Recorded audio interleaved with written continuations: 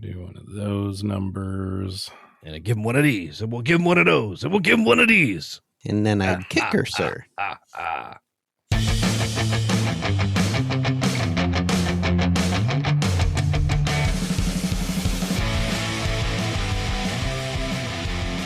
Fairly kick-ass. Way to stumble over the starting line there.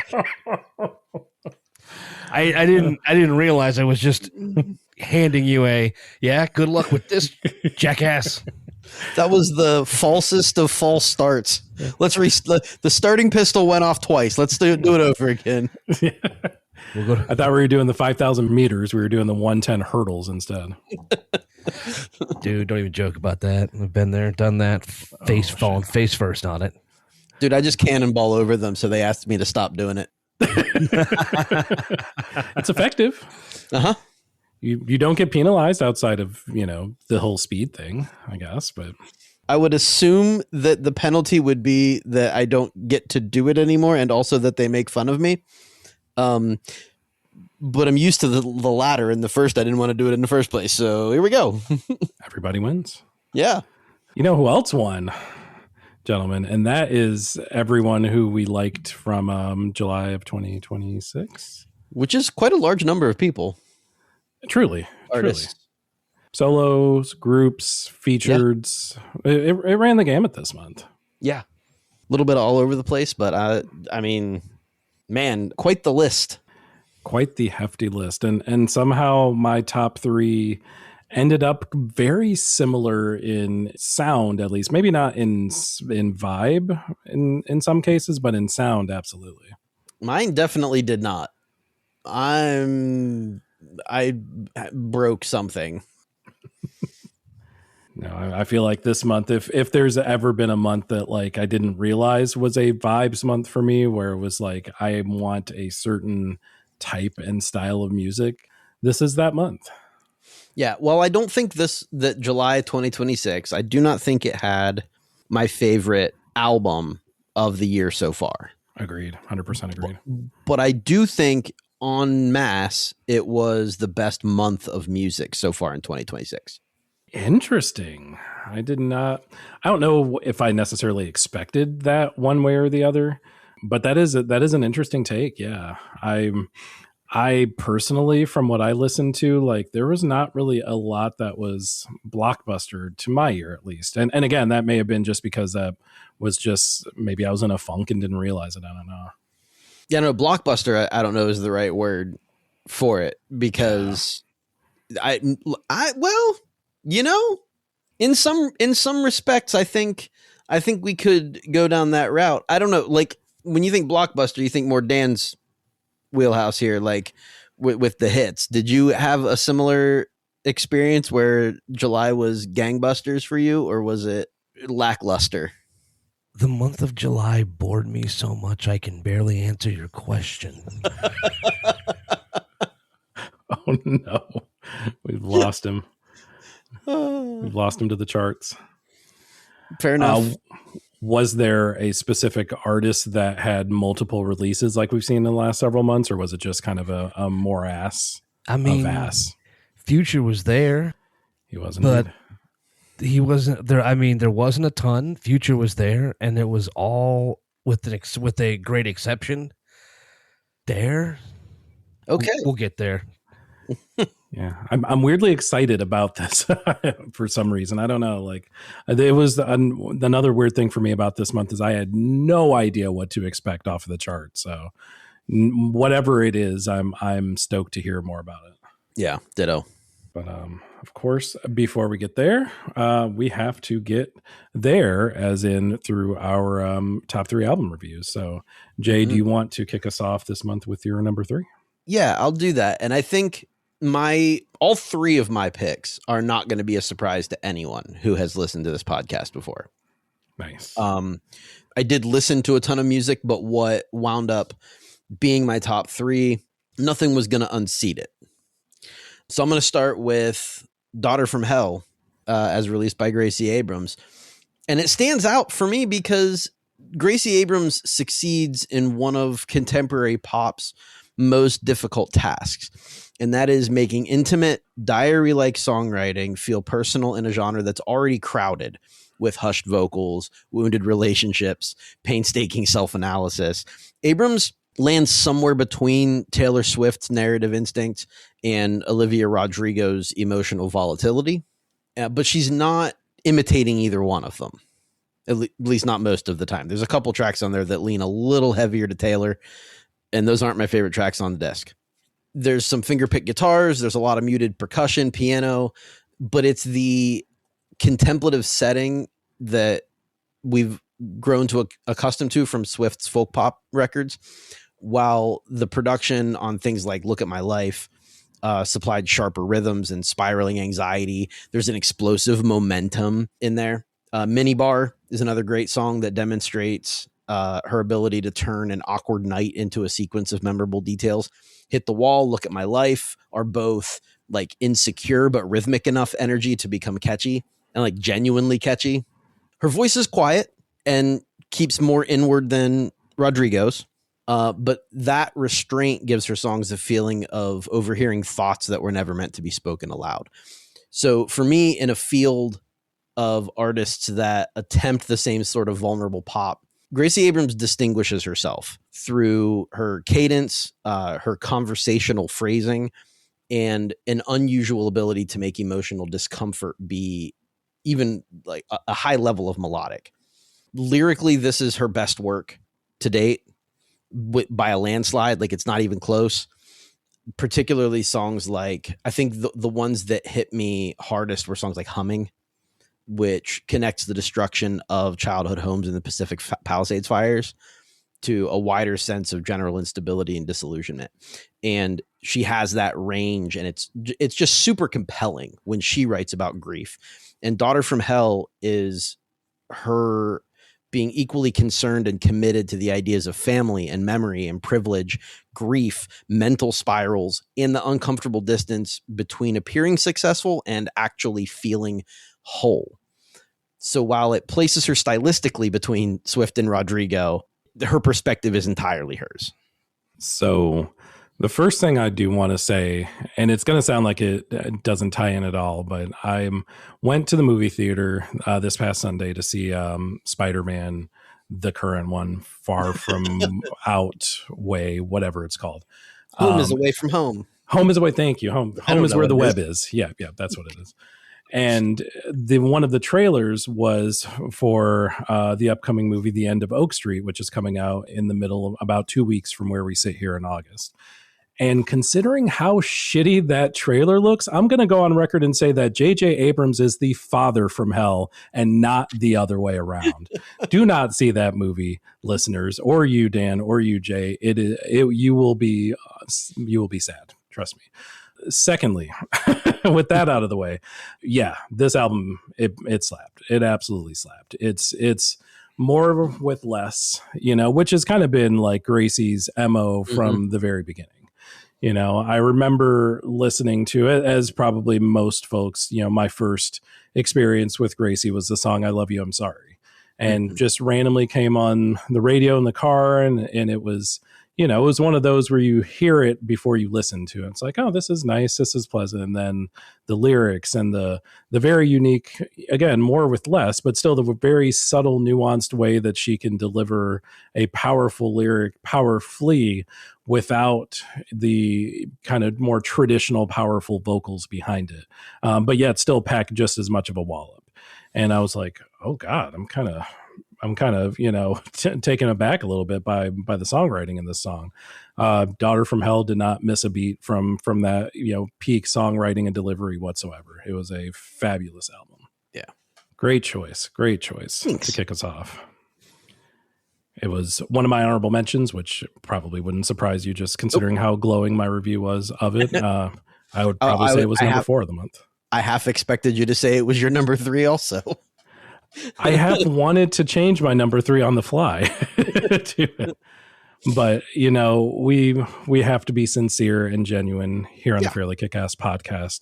So my number 3 stays where it is. And truth be told, I'm okay with that just because it was not the album I expected from the person who recorded it. A person who, let me check my notes here, make sure I'm saying this right, released a song called A Bar Song with the word tipsy in parentheses.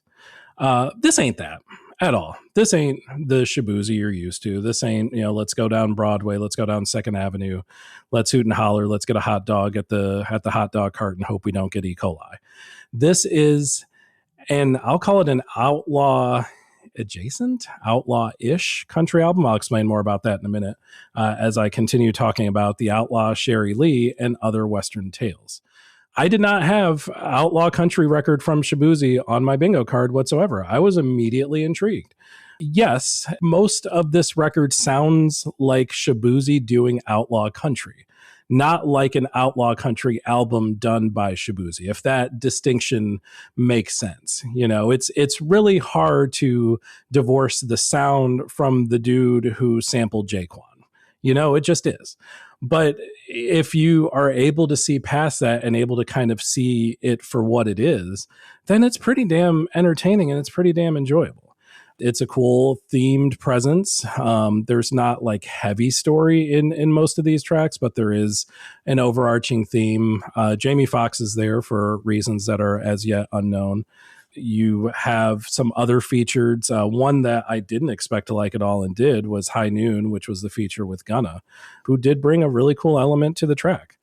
I also very much enjoyed another featured track, Burn It Down, which featured the smooth-voiced Leon Bridges. Bounty on My Head was one of maybe the more, I'm putting in air quotes, traditional outlaw country jams. If that's more your thing, then I think you'll vibe more with this song. But let's be realistic with this album and what it is and what it isn't. Hank Sr. is not walking through that door holding a bag of Carl's Jr. anytime soon. That's not what it's supposed to be. That's not the vibe that he was going for. What he was going for was a quote-unquote outlaw country song for 2026, and in that, I think Shaboozey absolutely nailed the assignment 100% plus extra credit. Really cool album, really fun album, really unexpected album, and one that, I really, really vibe to. Yeah, I would agree. And so I only wrote, it's an honorable mention for me. So for those, I don't write a ton, but the only note I put down here was, why is this so good? There's not much here, but it's thematically consistent while hitting nearly all tropes necessary to be successful in Nashville. And the guest damn well better be. Yeah, and the guest appearances are phenomenal. Like 100%. I agree with you. The Burn It Down with Leon Bridges is excellent. The album Closer with Orville Peck is also just a beautiful song. I really dug this album, like a lot. Like it almost made my top 3. Yeah, if it's something that he had been doing for a while and that's like this is just his shtick, it probably doesn't hit as hard, I don't think, for me at least. But it being so fresh and so unique, and like Dan said, like it's just kind of a morass, it's just kind of a soup sometimes, and this wasn't that at all. This was very new and fresh and cool. I would go so far as to say that I would say this is my favorite genre of country music. Because, and I didn't know that until this record, but because it's outlaw country, but it's not outlaw country. Like there's a down the road bar kind of vibe to it, but also there's a little bit of hip hop in here, and it's not just storytelling and like tales of the road. It's also, he's embodying a character. Right. Like it becomes a fictional story that's being told, which I appreciate. Yeah, he's not trying to make you believe that he is the actual person in these songs. And that's cool. Like I was just having this conversation with producer Nikki the other day about like representation of like the things that you are writing a song about, and whether it's from the perspective of you as the artist or of a character that you are portraying in the song.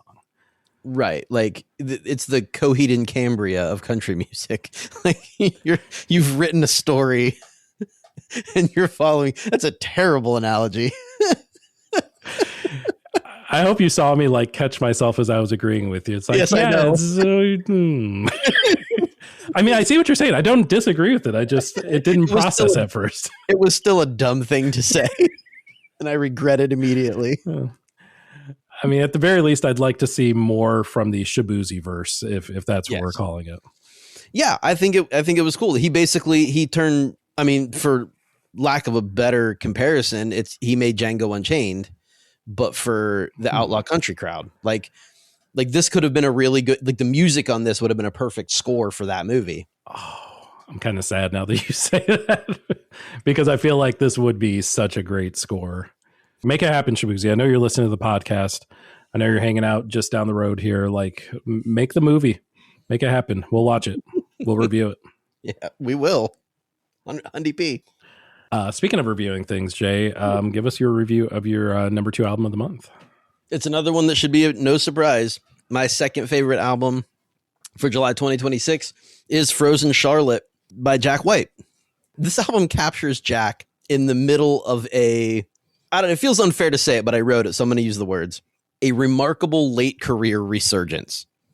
It feels rude to call it late career because we don't know what he's got in his belt, but he's not like rediscovering his original sound. What he's doing is finding new ways to distort and sharpen and weaponize it. Where No Name reminded listeners of how thrilling he could be when stripped back to raw blues rock fundamentals, Frozen Charlotte pushes that rediscovery into stranger and far more theatrical territory. It's grimy. It's really grimy analog production, primitive blues structures, garage rock riffs, and guitars that are pushed toward electrical collapse. White arranges all this stuff with this confidence of someone who doesn't need to prove that he belongs in rock history.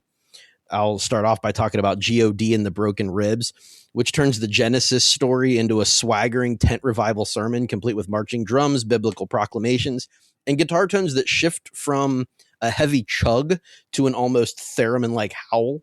Then there's Raising the Grain, which buries surreal images of linseed oil and catacombs and underground rivers inside seasick delay, while Nobody Knows pairs arena rock confidence with philosophical ideas about perception and hidden truth. His technical skill on this is what's super impressive to me, not just the vibe. And it's an immediate pleasure with his technical skill, particularly the way his guitar balances control with the illusion that everything's going to collapse at any moment. Derecho Demonico, which is probably my most listened to track on the record, begins with like a stuttering, swaggering riff before it explodes into a solo that sounds like a malfunctioning ray gun. And then there's like twisting figures with Dollar Bill and Thick as Thieves, and they unspool faster than the songs can contain them. I would say for me that Jack is the proof that you don't need a conventionally polished voice to be a god in rock music.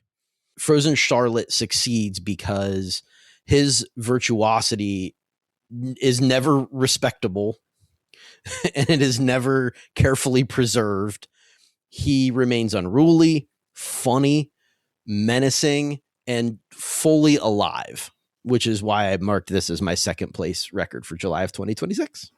I think everything that you said, I 100% agree with. And I think that is a large part of why I didn't vibe as much with this album, because of that, as you mentioned, that late career resurgence, and more appropriately, like the difference in sound. I think this was one that I was expecting Jack White circa White Stripes, or at the very least Jack White circa Raconteurs. And, I didn't get any of that. And that's not a bad thing. That's a me problem. That's not a Jack problem. That's not a album problem.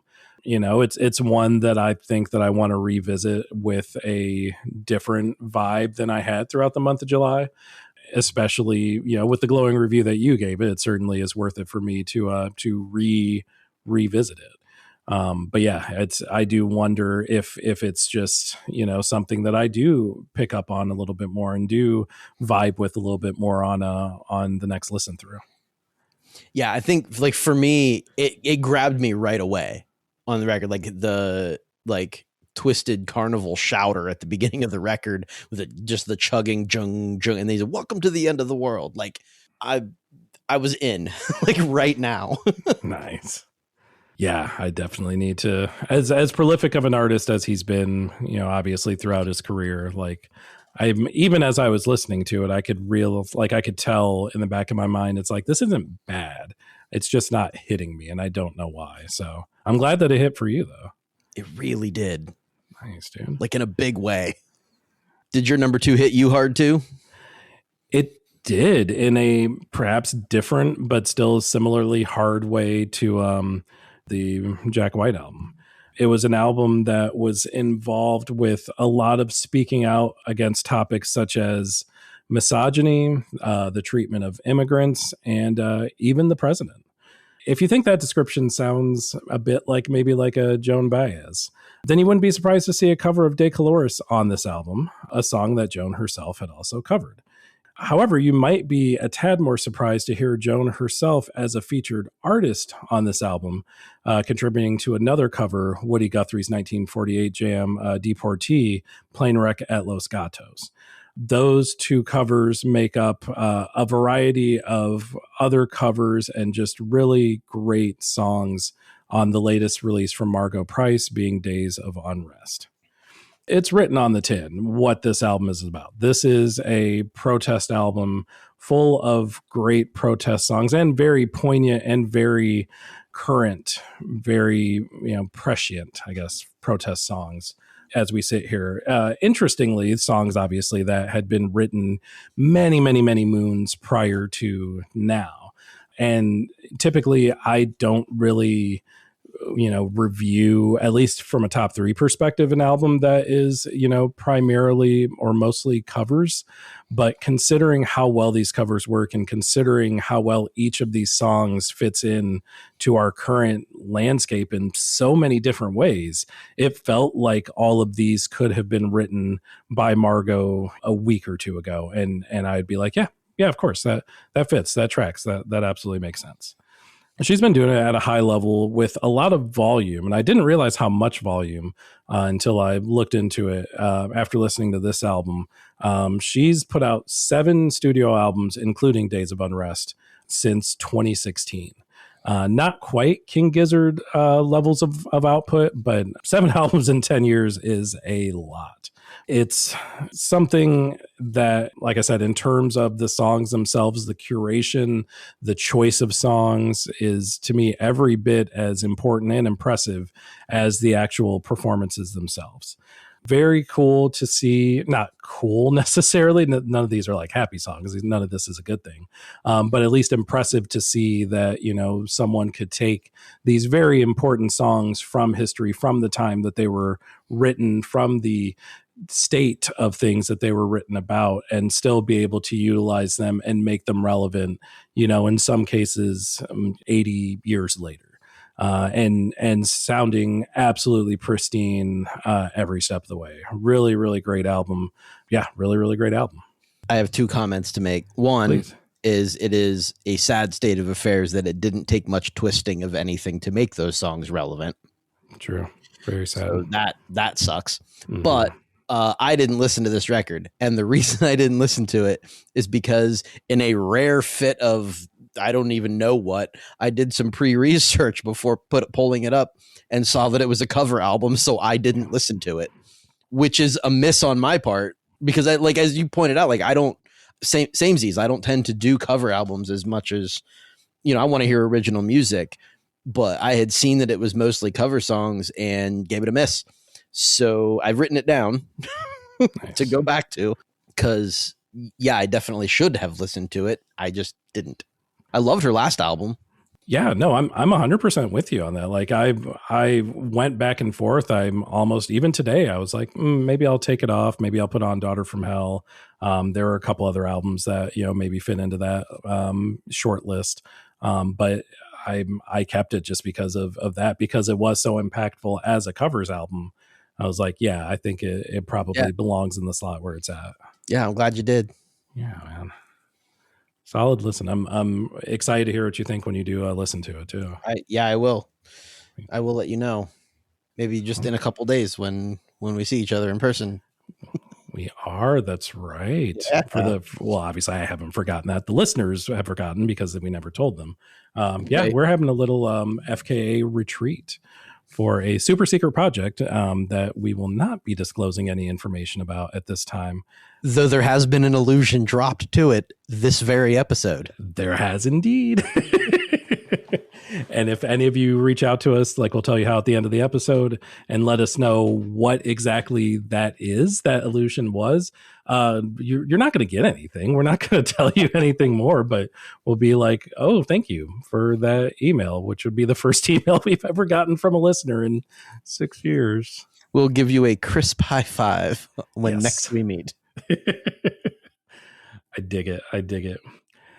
I have a good feeling that I'm also going to dig your honorable mentions. From this one. So I'm going to do my honorable mentions a little bit differently this time. I'm going to go in chronological order rather than like in the order in which they dropped this month, because as I took notes, I was realizing that I didn't really write about the things that I liked versus didn't like. I wrote about the things that spoke in some way to me. Case in point, the first album I'm going to talk about is Deep Purple and Splat, because good for them still being around. The second album I'm going to talk about is Madonna and Confessions Part 2, which admittedly I marked lower because we've heard her do amazing things. This isn't it, but it's not bad. It's better than anything she's done in the last 15 years anyhow. Then I have Ian Prowse, who I love. He's been called the Scouse Springsteen, but to me, he has way more in common with Elvis Costello, who does make an uncredited appearance on this record. Because, well, they've toured with each other like 3 times. This album's fire. It's really, really good. My favorite songs are the title track, which is No Names, The Cleaner, which has Elvis Costello on it, and a song called Rendezvous Point, which features his daughter, Rosalita. And it's a cool record. I encourage everyone to check it out. Kalila, I don't know. Some of the best R&B out right now. She's so good. Finn Wolfhard had an album drop called Fire from the Hip, and I think Finn will get there as a musician and songwriter. He has just enough pretense to make music interesting, but a little too much of it to make you care yet. Like he's sort of on the cusp there. His last album was better. This one is a little more acoustic driven and maybe slightly more pretentious because of that. Yeah, I don't know what else to say about that one. Quicksand, Bring On the Psychics. When everything is trying to be post anything as a genre, it is super refreshing when a band takes their melodic hardcore seriously. This album's awesome. No notes. Nice. I went with Tricky as the next thing I wrote reviews about. It's a lot of Mitch Sanders is the name, but it's very cool. It's a little bit bland. It's very slow, sludgy. I like it a lot. It was a very cool listen. Very dark. I went with The Who and their new album, Hun. Listen, if you're not The Who as in the band that we all know from the 60s, this is The Who as in Mongolian metal band. And if you're not into the Mongolian metal scene, you are missing out. It is awesome. It is exactly what we've come to expect from these Mongolian powerhouses. They're so good. Cypress Hill dropped a record. And it's badass.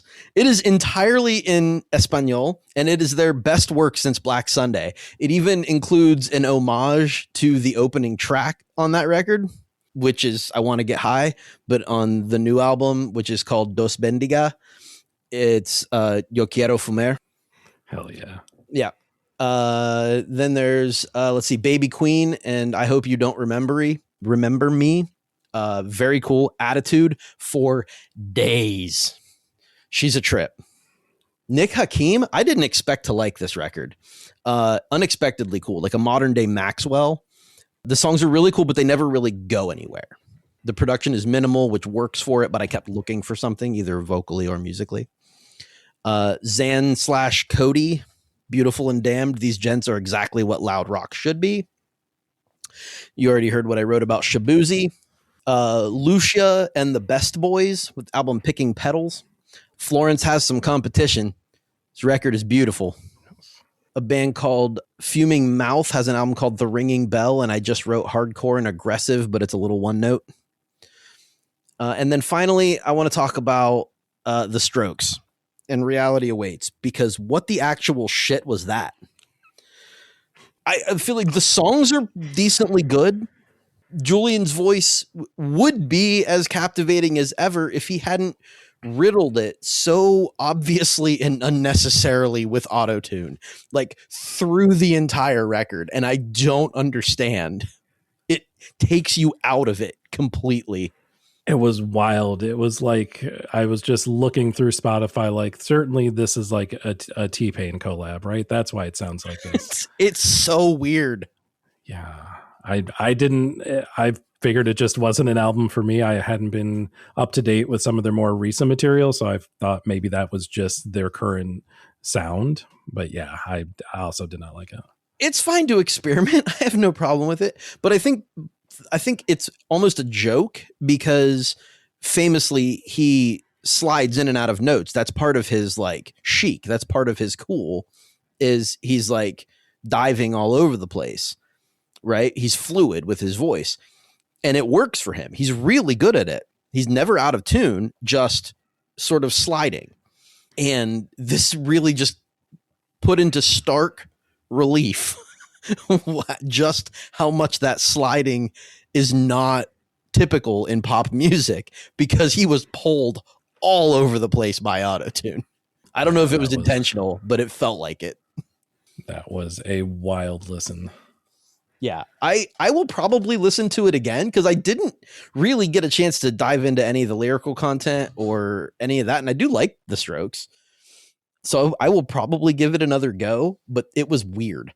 Yeah, that there was not really much that kind of grabbed me and made me think, exactly what you're saying. Like maybe I should give this another shot. It was just, I don't know, just like you said, the auto-tuneness and just the lack of really, like the songs were okay, even taking the auto-tune out of the mix, but none of them were like tremendous enough for me to want to go back.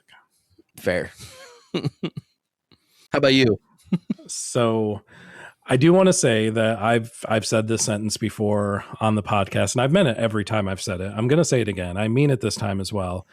That was the most you thing that you've ever said when you talked about whether like folks that were, if you're not in the Mongolian metal scene. I've never heard a more J sentence in all the time that I've been doing this podcast. I really just mean that band. Like it's not like I can pull a handful more out of my hat. It's just them. Well, I thought that at first, and I thought, but is there a Mongolian metal scene that I'm missing? I'm sure there is. There has to be now. Let's say it's Mongolic and includes the 20 nations around Mongolia as well that used to be a part of the empire. I like it. Geographical and musical. Yeah. That's what you get on this podcast. Because you mentioned the what the fuckness of the Strokes album, I do want to mention it was an EP, so not anything that I would have ranked anyway, but I'd also like to mention the what the fuckness of the latest EP from Avenged Sevenfold, which was Statica. And in the community, in the online community that I'm a part of, or many online communities, like I don't think I've ever heard an album take more shit than I've heard this EP take. And it's only been out for like as we say here, just a couple weeks. It was a late July release and it was widely panned. I 100% understand why it was panned. It is dog shit. It is terrible. Thankfully, it's only like 4 or 5 songs because I don't think I could have done 6.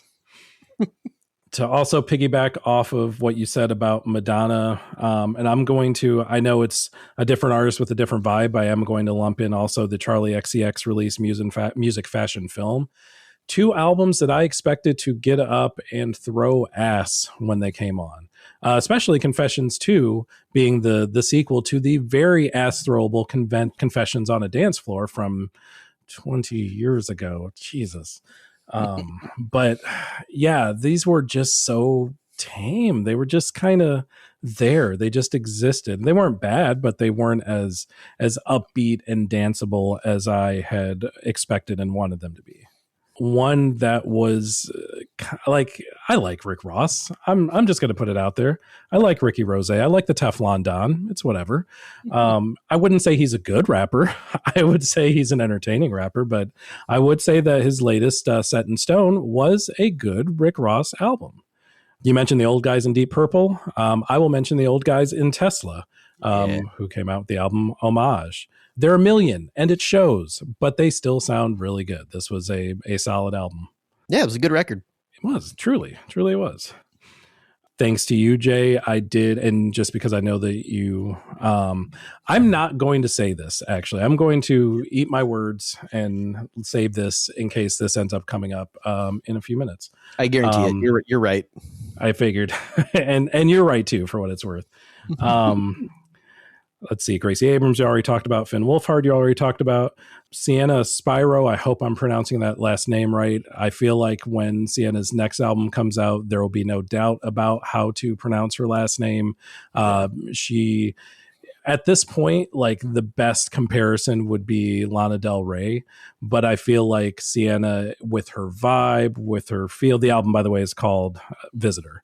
The style, the production, her sound, her vocals, I feel like we could be looking at the next big star in pop music. I really do. So I might be eating my words in 5 years when she's not really that recognizable, but this is one I feel pretty confident to hang my hat on, that we're going to see some increased visibility and success from Sienna over the next few years. And as far as the future album, The Real Me, I just had one word in my notes about that album, and that word was no. You all will be hearing more about it here in a few minutes from Dan, I am certain. I don't think it's going to get any better than that, if I had to guess. It's good to see y'all are coming around to my way of thinking on Future. I was mad too, because like he was in the Rick Ross tier of like, he's kind of ass, but I like him. Like, this wasn't even like ass. This was worse than ass. It was sub ass. Yeah, awful album. I didn't even try. So there's that. You missed nothing. I promise. Sure. It's what you expect and what for some reason I didn't expect, but I got what I deserved. It's not hubris when I'm this right, is it? Like, well, yeah, we're far past that. Oh my gosh. Well, I hope that I didn't accidentally spoil your number one by talking about Future. You know what? You couldn't. You couldn't, because this dwarfs Future, like, monumentally. Because holy shit, is she just getting better? Yeah, she fucking dude. There's no other way to put it. The Thread is, for me, hands down the best album of July 2026, because Willow is at the point where her experimentation is becoming mastery. So her earlier records sort of established her as this like restless genre hopper. But here, all that progressive rock and jazz and alternative pop and spiritual influences come together and no longer feel like separate identities competing for space. It's a unified musical language is what it is. She's working with the same producer that she worked with on the last record, which is Chris Greedy. Sure. Willow moves confidently through these shifting structures. There's forceful percussion and jagged guitars and just exposed vocal passages, enormous choruses, but she's exploring devotion and independence and vulnerability and the search for something bigger than herself. Opening track, She's My Religion, is a spiritual longing that becomes that plea, break me open so I can keep expanding. That's the lyric from the song. The song Unconditional imagines a form of love spacious enough not to imprison either person. Tall Baby portrays adulthood as the difficult process of learning to carry an immense inner spirit. And then the Vivid Bone Collector transforms emotional decay into silk, jewelry, and poetry. This isn't a reinvention. She's bringing together all of these things that she's been working on at every stage in her evolution. And her technical skill is just remarkable throughout the album, particularly in the ways she treats her voice as both a lead instrument and the emotional force behind the songs. So she leaps into this upper register, She races through rhythmic phrases all over the place. There's layered harmonies that lead into choral textures. She shifts from intimate restraint into a full-bodied rock power without losing any clarity or personality. The title track briefly strips away the instrumentation to put her acrobatic voice at the center. And it's immense. Talk on the Hill sends her arcing toward the top of her register over those insistent guitars and a strutting groove. Shrink to Fantasy combines graceful vocal runs and soaring high notes with a really lush R&B production. Crush on Eternity contrasts crashing alternative rock with stacked, nearly unadorned harmonies. And The Present Moment has her voice darting rapidly around a firm beat and flinty guitars. But Willow's biggest appeal as a singer is not just that she can do difficult things. It's that every flourish is expressive. Her voice can sound commanding or wounded or curious or playful and almost otherworldly, all within the same song. Given even the album's most complex arrangements, she has this immediate human center. Her vocal choices also deepen her writing. So I mentioned Crush on Eternity, and that uses time and space and bending light to describe overwhelming desire. Shrink to Fantasy refuses to let another person reduce her to an idealized image or a decorative trophy. And the title track, The Thread, proves that virtuosity and accessibility do not have to be opposites. One thing that I want to point out, we pointed this out with younger artists before, as we are thoroughly impressed with the work that they've done. Like, I was going to sit here and remark like, wow, she is only 25 and has produced an album like that. But as I thought about it, I realized like she could have been 1,025, and I would think, wow, she's only 1,025 and she put out that album. Yeah. She hasn't even 2,000 yet. How did she produce? Yeah, it was a tremendous journey, truly a journey, and not to say that in kind of like the tropey way, like life is a highway. It's not that kind of journey, but it felt like it was a place as much as it was a time, as much as it was a sound, and all of them aligned absolutely perfectly. Yeah, she's just she's so young, and I have nothing but hope for what she's gonna do next. She's really prolific for someone so young too. Like, she put out a lot of music in the last couple of years. And I put something out just this year. Yeah. Yeah, I know. Like, I am here for all of it. All right. What is your number one record so we can get through this? I'm a simple man. I see Joy Aladakun featuring on a track. I listen. It's that easy. I see Norah Jones featuring on a different track. I listen to that too. And I figure, you know what? I'm already 2 tracks in. So why not knock out the other 9? Why not, indeed? I am glad that I knocked out, quote unquote, the 3rd studio album from a Canadian artist, Alison Russell.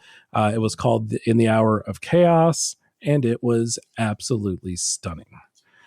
The album is a party, but not necessarily a happy one. So let me explain that a little bit. So the lyrics are, I'm going to guess that they're left intentionally vague to the point where I feel like each of us could vibe with them for potentially different, potentially diametrically opposed reasons, but that there is a familiarity to those lyrics. These are, things that even if there isn't a specific pointing out of this song is about X, this song is about Y, you still feel a very strong connection to them, or at least I did. It was beautifully written. It was beautifully composed. I feel like this was a really good exercise in the ordering of songs, not necessarily from a thematic standpoint, but more so from a sound standpoint, from a vibe standpoint, from a flow standpoint. And I feel like this album really, really excelled in that way. Another way that I meant party was in the more literal sense of having a group of people together doing the same thing at the same time. To wit, the lead-off track called Rainbows is the only one of the 11 to not have a featured artist. Besides, as I previously mentioned, Joy Ladakun, who features on No Springtime. That track also featuring Julie Williams, and it's absolutely delightful. Nora Jones features on the track Really Real. I don't have to tell you that it's great. It's Nora Jones. Come on. But we also see a pair of amazing Nashville-based singer-songwriters, Devon Gilfillian and Brittany Spencer, as well as Broadway actor Chibeze Ihoma. I know I'm butchering that name. I gave myself a pronunciation guide and I still fucked it. Chibeze Ihoma. There, that's much better. A slew of other artists that are included on all of these tracks as well.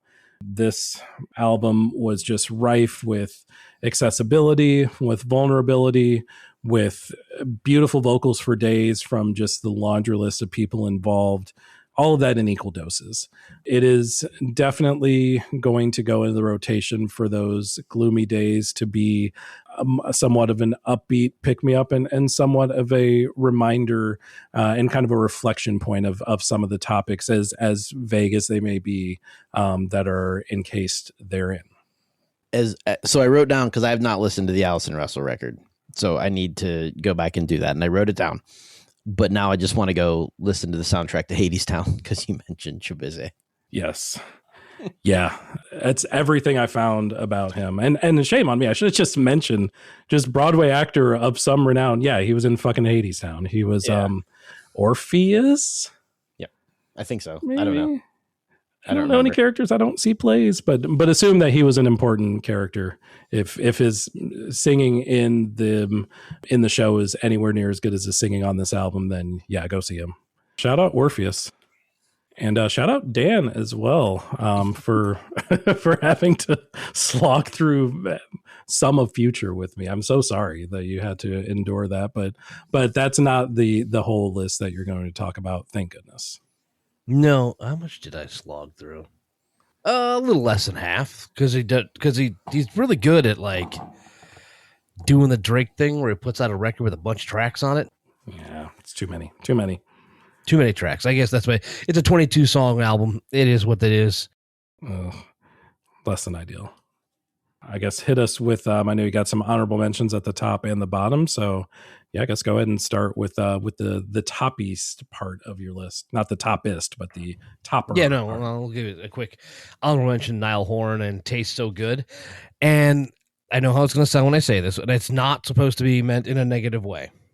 But this song gives off some Maroon 5 songs about Jane energy, and that's all in the positives. Solid pop, a little rock sprinkled in. Actually, a lot of 1D energy. Keeping up the hopeless romantic theme of the entire Dinner Party record on the single.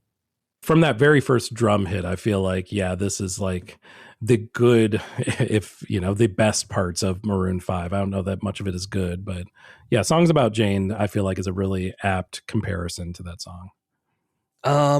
We'll move the train along up to number 3. And I remember seeing an interview with Roger Waters, of all people, a long time ago. And yes, I know. But he was talking about getting the artist that he would work with and produce to kind of let a song breathe. And he was referencing something on Dark Side at the time and how they kind of brought stuff together. But like specifically tell the artists that he's worked with, just, you know, leave a space, maybe do nothing for a bar, which sort of transitions me to my number 3 song of the month, because Thames uses that simple concept to incredible artistic effect on what you need. The track is a classic R&B smolderer. Smolderer? No. Both ways. I don't think that's I mean, Susie Dent wouldn't give it to me, but I think there's a concept there. Smolderer.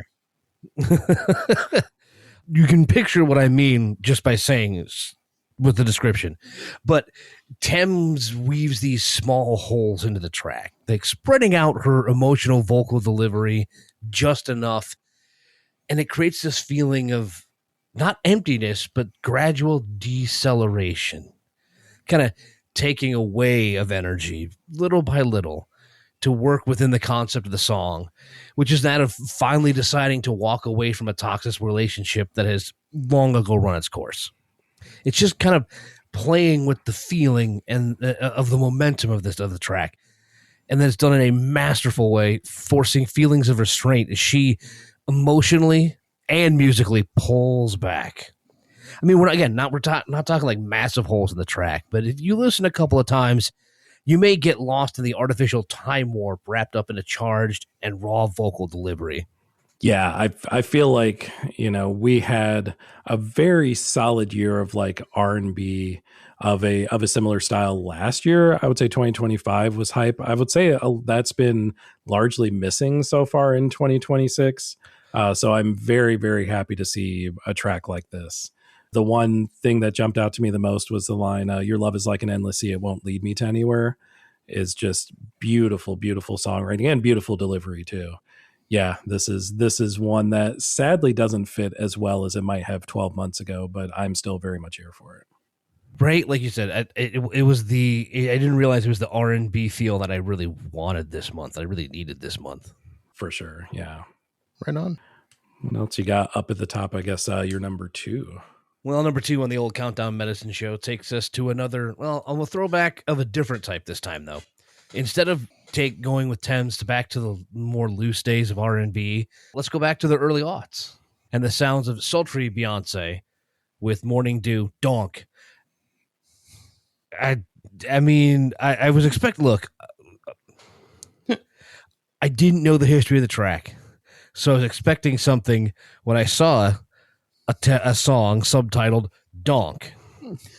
And no, it is not about the Chicago Bears and their propensity to hit goalposts. The TLDR on this one is that a demo of this was cut way back in 2013 while she was working on her self-titled record, and it didn't make it in. And that demo was leaked 3 years ago, and now this is a full and cleaned up version that'll be included on the 20th anniversary of B-Day. And yes, I wasn't ready to think of Irreplaceable as a 20-year-old song yet either. Yikes. But the actual track, and the best description is already in there.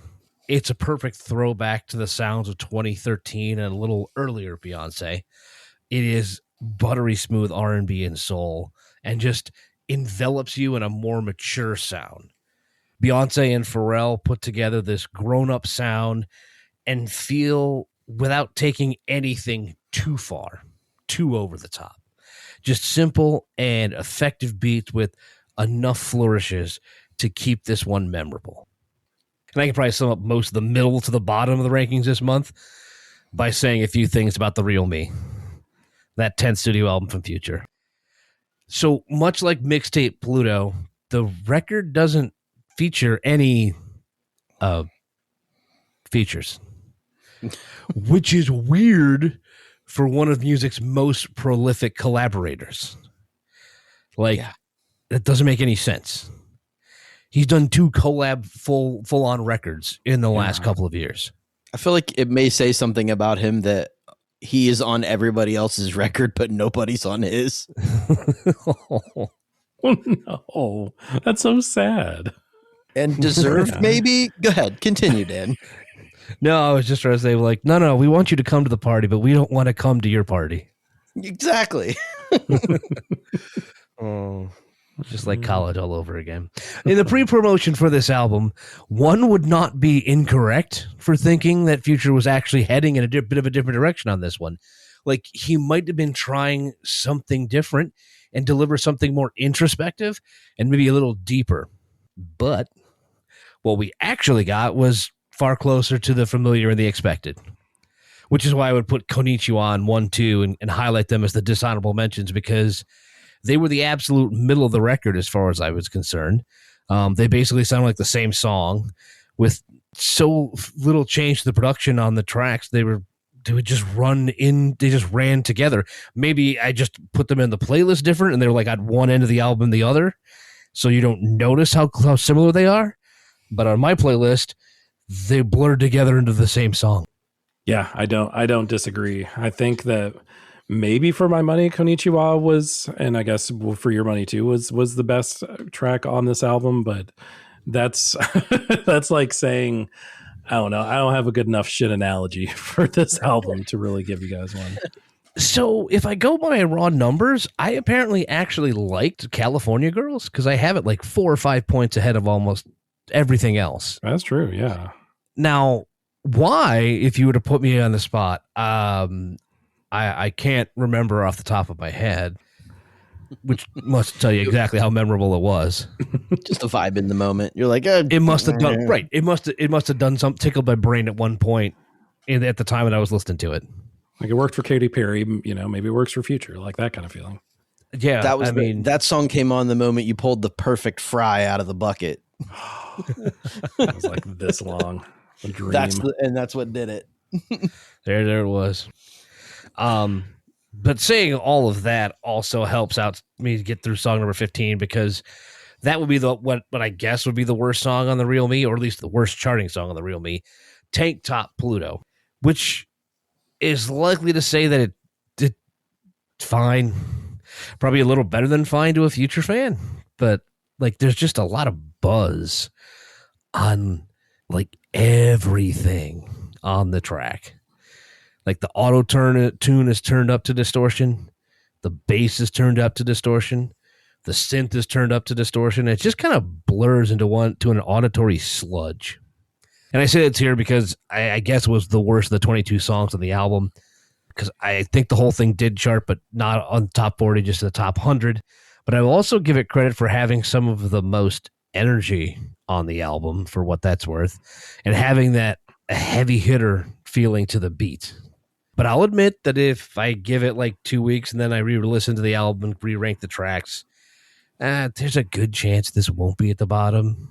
Tell Konnichiwa on 1-2 may also not be at the bottom either. I don't like it is such a like I don't know. I think it's probably not worth the re-listen to find out. No, I mean, Zach, I don't know how you felt about it. It just was such a vibes-based album to begin with, that it'd be very easy to kind of have that vibe flipped on you at a different time and place. Perhaps so. Perhaps I fire this up again, to Jay's point. I don't know if I want to, but perhaps I fire it up in the car in a few weeks and it's like, okay, this kind of hits more than I gave it credit for, at the moment. Now I'm willing to say it might do it, but probably won't. I mean, because no matter what the vibes are, like you're still going to have lyrics like "one stone in my chain cost a purse. It's a clarity stone. That's birth." That's not getting erased, no matter how many times I listen to it. No, that one's going to be hard to come back to. Yeah, Tank Top fucking Pluto. God damn it. Son of bitch. Yikes. But somehow we get worse than Tank Top Pluto. Yeah. The run of tracks with heavy themes actually continues even down here at the bottom of the chart, as we get to a track that deals with the lighthearted concept of altered body image and how it leads to insecurity in relationships. I know you're thinking it was just going to keep it nice and party-like.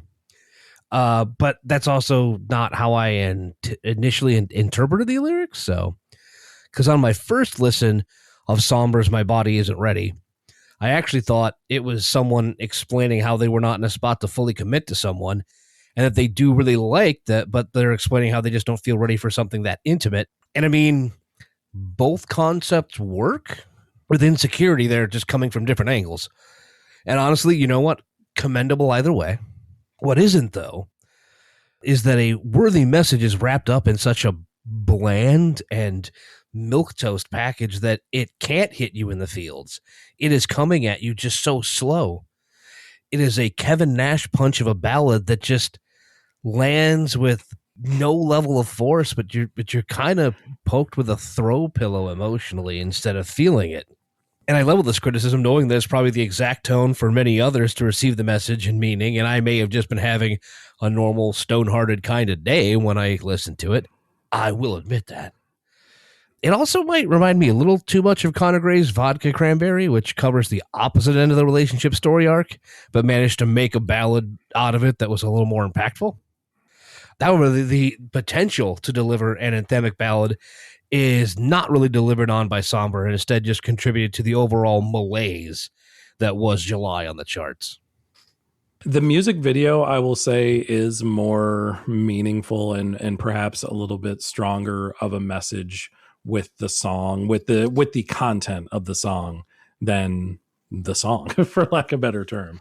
Right. Yeah, it's tough, right? Because like as far as the subject matter, it's a very good, very interesting take.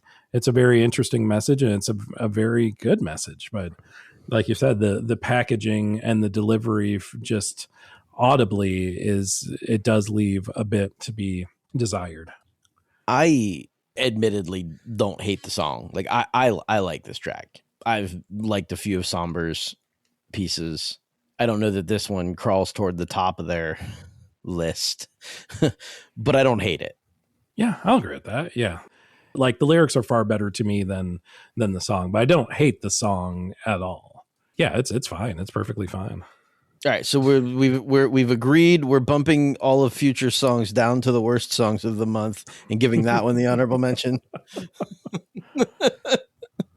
Well, no, just now, because I'm not done. Oh, first okay. and foremost. Fair enough. Hey, by all means, please. You're fine.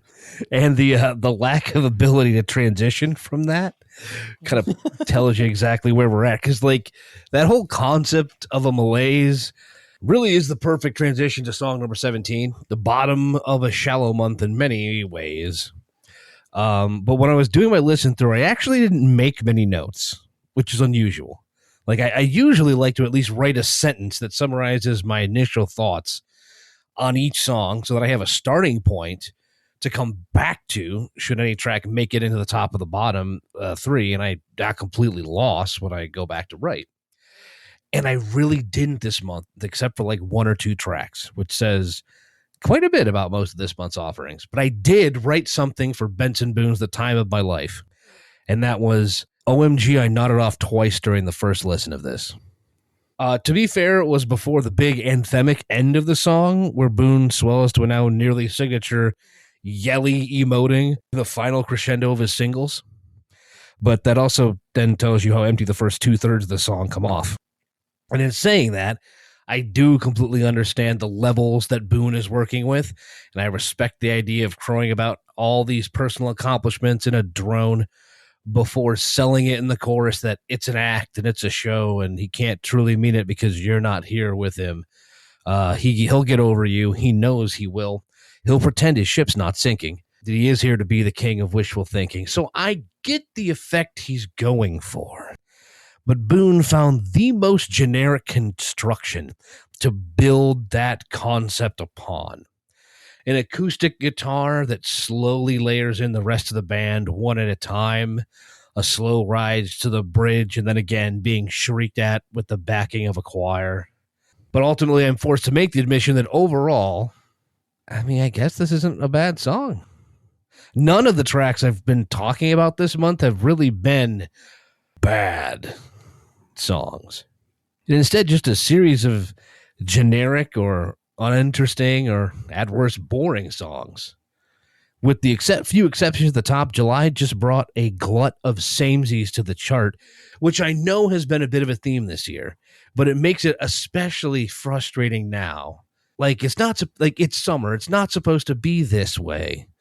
June, July, and August are supposed to bring way more fun and interesting music. We're used to getting those big sounds and memorable jams over the warm months, and for the most part, I've been left wanting. I'm not mad at you, music. I'm just disappointed. Yeah, that's actually a really good point that I didn't think about in terms of like the titular song of the summer that we've talked about that on this podcast multiple times. What's the song of the summer this year? I mean, I guess just in terms of pure popularity, it's Choosing Texas, but I don't know, man. I don't really. Ella Langley is you're considering the song of the summer? Well, by sheer numbers alone. Sorry. It's literally the song of the year because I don't know that there's been another number one song since February. Yeah, 16 weeks. As a country song, 16 weeks at the top of the Hot 100 is absurd for anyone not named, that asshole. Yeah, fine. I mean, I don't know that's my favorite song of the summer, but I mean, but here's the thing, and honestly, we talked about this on an episode at some point, and I've completely forgotten where we got to it as an actual like conclusion.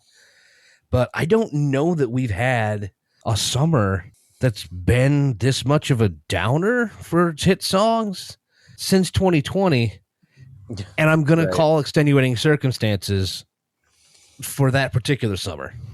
there were a couple things going on. Just a couple things going on. And that the ones that did try to put out summer jams, party jams, were mocked viciously, and rightfully so. Compared to your list from last July, dude, just to kind of throw this out there, Sally When the Wine Runs Out, absolute jam. Two jams from K-pop Demon Hunters, Your Idol and How It's Done. Yeah. A bunch more jams from K-pop Demon Hunters. I'm not mad at any of them. Justin Bieber was there, but whatever. Was he? Yeah, I guess he was. Yeah, with the swag. Bottom. But I mean, you know, and Blackpink was there, but even like the month before, like Sabrina had Man-Child, and Miles Smith had Nice to Meet You, which was a song that held on. At least I know it was Stomp Clap, but it was at least more upbeat. And then, you know, we get to the month afterwards. It was Big Bo, which a jam of a whole different level, but at least it was a jam. Mm-hmm, mm-hmm. Yeah, there was character. There was variety. There was stuff that we could argue and gnash teeth about if we really wanted to. But there was also stuff that's like, yeah, this is good no matter who's talking about it. You know, this year it's just kind of there. It just exists. Don't get me wrong. I think we might end up with putting Olivia Rodrigo on that list. It's a different vibe. It's just a different vibe. It's a different vibe. Although the Wiener Schnitzels over at Dick Shorts called Choosing Texas the song of the summer, so I'm gonna veto and go with E85 by Don Toliver. Shout out Don Toliver. Sorry, I've just never heard of Wiener Schnitzel as an insult, and I'm going to cherish that for the rest of my life now. Well deserved, I might add. Fucking incredible. For the record, Forbes is calling the song of the summer "Janice Shut the Fuck Up" by Drake. So, God damn it! I'm just saying, we can't win. I think we're gonna have to go with either Don Toliver or Young Miami. I don't think I hated Don Toliver. No, I didn't either. And Young Miami was tight. That was a dope sound. Because that was the same month. Are you serious? That was the same month that Boss Man D-Lo came out. Was that last month or the month before? Yeah. No, that was last month. Motion Party. Yeah. I think both of those jams, like one after the other, were actually. Maybe I'm the odd person out, but I did like Spend That. I really did, and I did like Motion Party too. It was number 3 of last month, but I had Spend It at the bottom of the list just because I was like, she could have so much more. Oh, yeah, I didn't care for it. You could feel, and the video did nothing to help. Yeah. Well, I try not to let that influence the. Well, I was hoping it would help, and it didn't. Yeah. Hey, we still have the top of the list to get to. We do. Enough of this doom and gloom, shall we? Because how often can I legitimately call my top song of the month an absolute masterpiece in back-to-back months? And if you weren't already on the train, the local commuter, conducted and driven by Jay, how could you listen to Click Clack Symphony and not buy yourself a seat on the Ray hype train? Hell yeah. Let's just start lyrically. This is a giant self-motivation song about letting those around you pick you up off the floor and drag you out of your own personal morass, which for whatever reason I always spell as more ass instead of correctly. As you should. Following the click-clack symphony of high heels from your girls at your front door to drag you out and forget whatever has gotten you down at the moment. But you take that uplifting message and then you find a feature spot for one of the best modern film composers of ever. Yeah. And Hans Zimmer is the perfect complement for Ray's established jazzy symphonic pop. You were talking earlier about wanting to hear more from the Shabuzi verse. and Ray is over here running the gamut of her own universe in one 5-minute song, complete with spoken word breaks on a radio single. Incredible. It's honestly a song I have a hard time finding words to correctly describe it because it is, in fact, so good. I find myself overwhelmed with every listen. It is, in fact, an absolute masterpiece, and you do have to do yourself the favor and indulge in the best charting hit of July and likely the summer so far. So maybe we can have a real one coming up on this. There it is. I'm surprised it took this long to hit the charts, but I'm glad it did. This song almost got me in a car accident. Right? I was driving down the interstate at a tasteful amount of speed that will not be disclosed on this podcast. And I had glanced down at the radio because I was like, oh, that sounds like Ray. This is a vibe. This is before I'd heard the song for the first time. And I looked down and I saw, it is Ray. This is pretty dope. And then I saw featuring Hans Zimmer. And I was like, oh, yeah, Hans Zimmer, of course. That makes... And then the double take set in. I was like, wait, no, eyes need to be up there with the cars and the and the lines and not down here. I'm wondering how the fuck Hans Zimmer got onto a song in 2026 that hit the charts. But I am here for it because, like you said, Dan, it is an absolute masterpiece. It is the perfect lyrics, the perfect vibe. We don't have to talk about how great of a vocalist Ray is. Like you said, Jay has done that a million times better than we ever could over the last several years. At least on those couple of records. I don't do the singles, but well, you tout what I've said about it, but Dan was the first one to talk about Ray on this podcast because Escapism hit the charts before I had even heard anything. That's true. That's true. Good stuff. Yeah, all around. I think we got some winners. I think your assignment, Dan, this time was much harder than Jay's and my own for sure. But we found them. We found the diamonds in that particular rough. Yeah, rough. Do we have anything else to cover on this episode, boys, or do we go to the plugs? No, we should plug it up. Yeah. We plug Blue Sky, we plug Instagram, we plug TikTok, we plug Threads. It's at Fairly KickAss on the whole lot of them.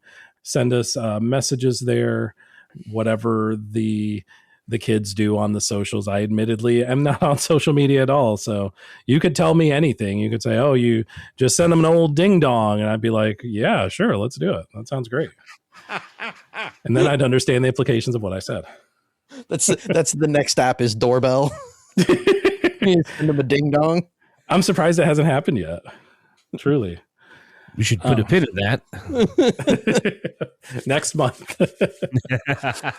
Oh, gosh. fairlykickAss@gmail.com if you prefer email correspondence, where you get your podcast with a quick update on that.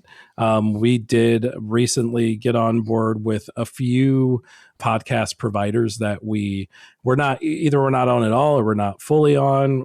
And you can now find us on Castbox and Pocket Casts and Good Pods, where you may or may not been able to have found us before. So yeah, we're growing. We're increasing our footprint, and our revenue stream is as good as it's ever been, which is weirdly not a lie. I mean, $3 is $3. $3 is $3 That's a McDouble. I think McDoubles might be more than $3 now. Not anymore, unfortunately. It's half a McDouble. Fucking inflation, man. God damn it. You gotta love it. God damn it, Reagan. Fucking Reagan. Oh.